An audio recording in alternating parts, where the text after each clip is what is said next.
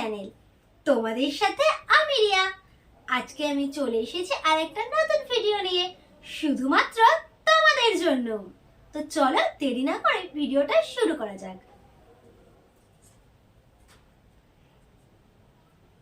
দেখতেই পাচ্ছ এটা একটা মিরর। অ্যাকচুয়ালি এই মিররটা আমার ঘরে, আমার শোকেসে এই মিররটা ভেঙে গেছিল। তো আমি ভাবলাম এটাকে ফেলে না দিয়ে এটা দিয়ে কিছু একটা করা যাক। এখন সবাই দেখছি এই মিররের উপরে খুব সুন্দর ক্লে দিয়ে ডিজাইন করছে। তো আমি ভাবলাম আমিও যদি এই ভাঙা মিররের উপর এটা করি তাহলে কেমন লাগবে। আমি জানি না ঠিকঠাক হবে কিনা, কেননা দেখো আয়নাটা অনেকটাই ভেঙে গেছে। কতটা কি হয় দেখা যাক। দেখো তোমরা, যথেষ্টভাবে ভেঙে গেছে। তো ডিজাইনটা করার জন্য আমি আমাদের বাজার থেকে এই দুটো ক্লে কিনে নিয়েছি। এগুলো অনলাইনে দেখাচ্ছে 99 টাকা, 100 টাকা, তবে এটা আমি বাজার থেকে কিনেছি 50 টাকা করে। আমি দুটো প্যাকেট এনেছি আর নিয়ে নিয়েছি একটা কাঁচি।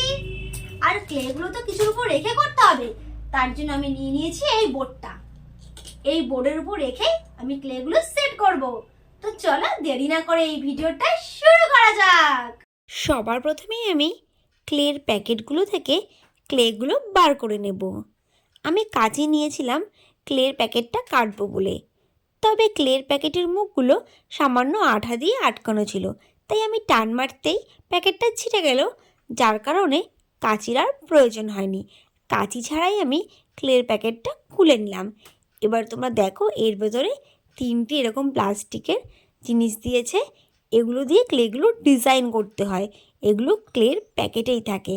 আর ক্লের প্যাকেটগুলোর মধ্যে যে ক্লেগুলো ছিল ওগুলো এক একটা প্যাকেটের মধ্যে ভরা ছিল।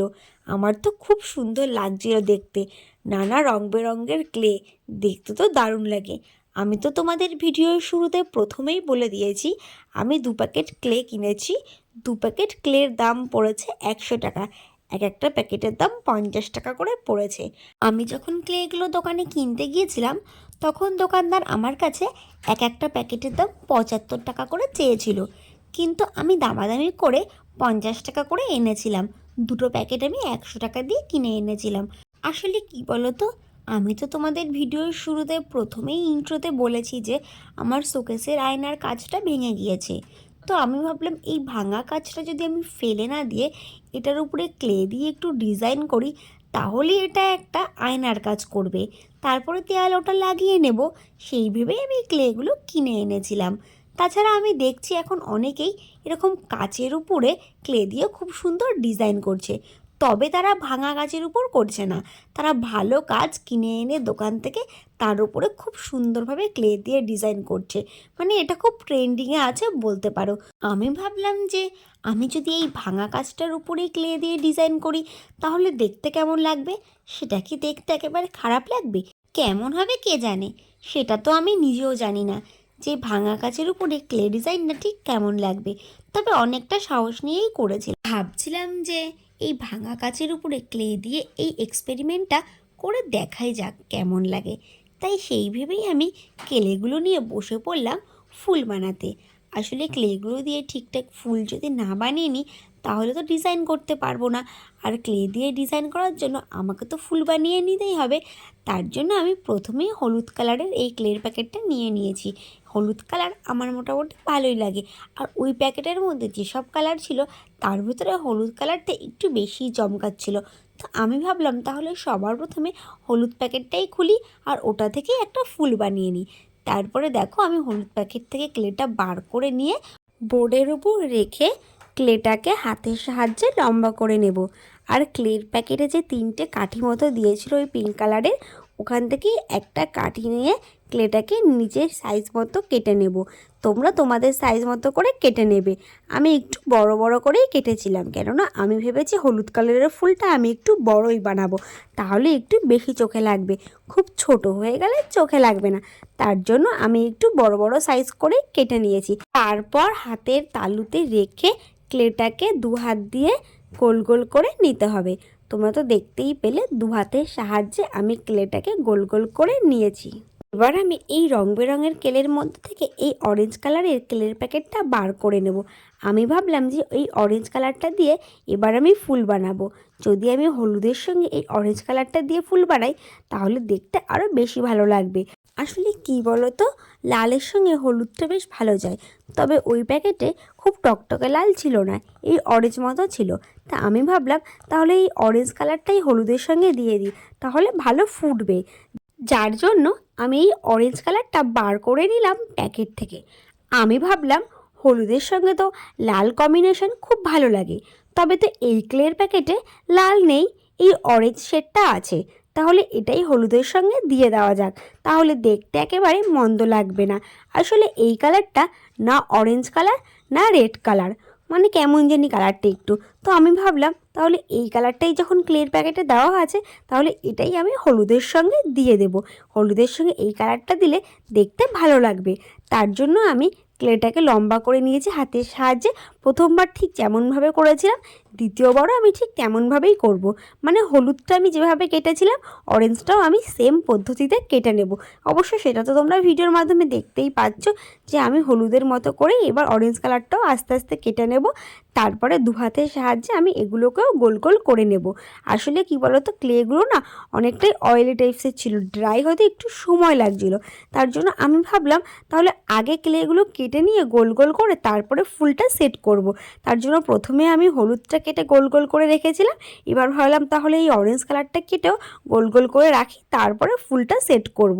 তবে ক্লের প্যাকেটের অন্য অন্য কালারগুলো যে একেবারে খারাপ এমনটা নয়। তবে কি বলো তো, হলুদ লাল এইসব কালার না আমার বেশি পছন্দ হয়। তার কারণে সবার প্রথমেই আমার ওই লাল হলুদ এইসব কালারের দিকে অ্যাট্রাকশন চলে যায়। সেটা তো তোমরা দেখতেই পেলে। জানো তো, এই ক্লেগুলো দিয়ে কাজ করতে আমার খুব মজা লাগছিল। মনে হচ্ছিল আমি বোধহয় অনেক ছোট হয়ে গেছি, বাচ্চাদের মতো ক্লে নিয়ে খেলা করছি। তবে তোমরা যাই বলো, এই ক্লেগুলো দিয়ে কাজ করতে আমার তো ভীষণ ভীষণ মজা লাগছিল। আমার চ্যানেলে যেসব ছোট ছোট মিষ্টি মিষ্টি সাবস্ক্রাইবরা আছো, তারা কিন্তু অবশ্যই ক্লে দিয়ে এটা নিশ্চয়ই একবার ট্রাই করো। তোমাদেরও খুব ভালো লাগবে। আমার তো খুব ভালো লাগছিল, আশা করি তোমাদেরও ভালো লাগবে।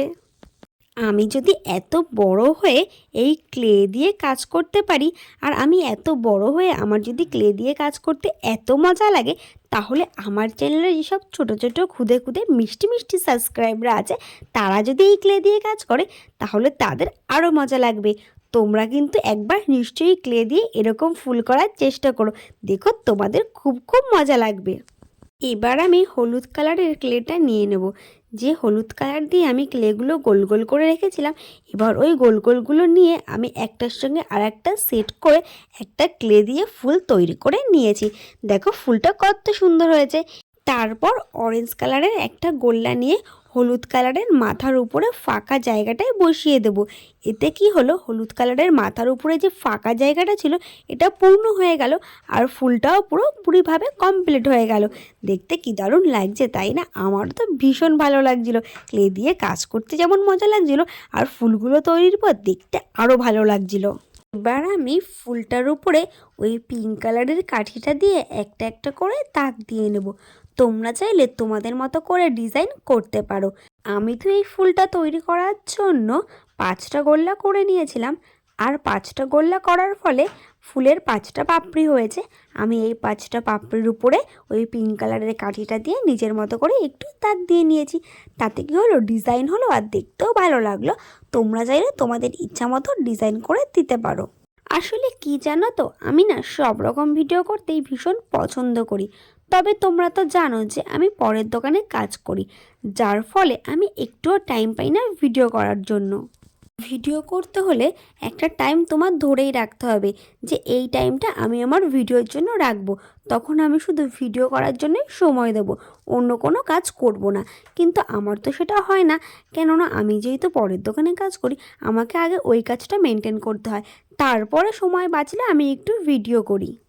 তবে আমি চেষ্টা করি যে এই কাজের ভেতরে কিভাবে সময় বাঁচিয়ে একটু ভিডিও করা যায়। যখনই পারি তখনই ভিডিও করি। তবে ভিডিও করলেও তো হবে না, সেটা এডিট করতে হবে, সেটাতে ভয়েস ওভার করতে হবে, এতেও অনেকটা সময় লেগে যায়। যার কারণে আমার চ্যানেলে প্রত্যেক দিন ভিডিও আপলোড করা হয় না। যার কারণে আমার চ্যানেলে 2 দিন 3 দিন পর ভিডিও আপলোড করতে হয়। আমার যদি সময় থাকতো তাহলে আমি রোজ ভিডিও দেওয়ার চেষ্টা করতাম। তো তোমরা তার জন্য কিছু মনে করো না, তোমরা কিন্তু আমার ভিডিওগুলো অবশ্যই দেখো। ভেবো না যে 2 দিন 3 দিন পর ভিডিও দিচ্ছি বলে ভিডিও দেখবো না। তোমরা কিন্তু অবশ্যই দেখো আর আমার পাশে থেকো। তোমাদের যদি সাপোর্ট ভালোবাসা পাই তাহলে ভিডিও করার ইচ্ছেটা আরও 3 গুণ বেড়ে যায়। তখন কাজের মধ্যে থেকে ইচ্ছে করে যে সময় বার করে একটু ভিডিও করি তোমাদের জন্য। আর তোমরা যদি সাপোর্টই না করো, আমার পাশেই না থাকো, তাহলে ভিডিও করার ইচ্ছেটাও মরে যায়। তাই সব কিছুই নির্ভর করছে তোমাদের উপর। তোমরা যদি একটু ভালোবাসা দাও, একটু সাপোর্ট করে একটু পাশে থাকো, তাহলে আমি একটু সামনে এগিয়ে যেতে পারি। আসলে কি বলো তো, আমরা যদি একে অপরকে সাহায্য করি, একে অপরের পাশে দাঁড়াই, তাহলে আমরা প্রতিটা মানুষই একটু এগিয়ে যেতে পারবো। আমি কাউকে সাপোর্ট করব, কেউ আমাকে সাপোর্ট করবে, এইভাবেই তো এগিয়ে যেতে হবে। আমরা যদি একে অপরের পাশে না দাঁড়াই, তাহলে আমরা কেউই এগোতে পারবো না। ইউটিউব প্ল্যাটফর্মটা এমন একটা প্ল্যাটফর্ম যেখানে মানুষের সাপোর্ট ছাড়া, মানুষের ভালোবাসা ছাড়া কখনো এগোনো যায় না। তাই আমরা যদি প্রতিটি মানুষকে সাপোর্ট করি, তাহলে আমরা সবাই এগিয়ে যেতে পারবো। তাই আমরা হিংসা ভুলে আমরা যদি একে অপরের পাশে দাঁড়াই, তাহলেই ইউটিউবে এগিয়ে যাওয়া সম্ভব। তাই আমি মনে করি হিংসা বিদ্বেষ ভুলে একে অপরকে সাহায্য করা খুবই প্রয়োজন। মানুষের মধ্যে এই হিংসার প্রতিফলন আমরা মানুষেরাই তৈরি করেছি। একবার ভেবে দেখুন তো, আমরা কি কখনো কারো বিপদে এগিয়ে যাই? আমরা যখন ট্রেনে যাই, ট্রেনে যাতায়াত করি, তখন আমি নিজে সিট নিয়ে বসে পড়ি। আর পাশে যদি একজন বয়স্ক কেউ দাঁড়িয়েও থাকে, তখনও আমরা তাকে সিট দিই না। আমরা যদি 1 ঘন্টা ধরেও বসে আসি, আর আমাদের পাশের জন যদি 1 ঘন্টা ধরেও দাঁড়িয়ে থাকে, তবুও আমরা কেউ মুখ ফুটে বলবো না যে এবার আমি উঠে দাঁড়াচ্ছি, আপনি বসুন। এরকমটা কখনোই হয় না, আমি কখনোই দেখিনি। যখন আমি ট্রেনে যাতায়াত করতাম, আমি যদি 2 ঘন্টা দাঁড়িয়েও থাকতাম, আমার পাশের জন আমাকে কখনোই বলেনি যে এবার আপনি একটু বসুন। এবার এই হিংসার প্রতিফলন তো আমরা নিজেরাই সৃষ্টি করছি, তাই না? তার জন্য আজকালকার দিনে কেউ আর কারো বিপদে এগিয়ে যায় না। তবে আমি মনে করি এই হিংসার প্রতিফলন মেয়েদের ক্ষেত্রে সবচাইতে বেশি হয়। মেয়েরাই মেয়েদের শত্রু, মেয়েরাই মেয়েদেরকে বেশি হিংসা করে।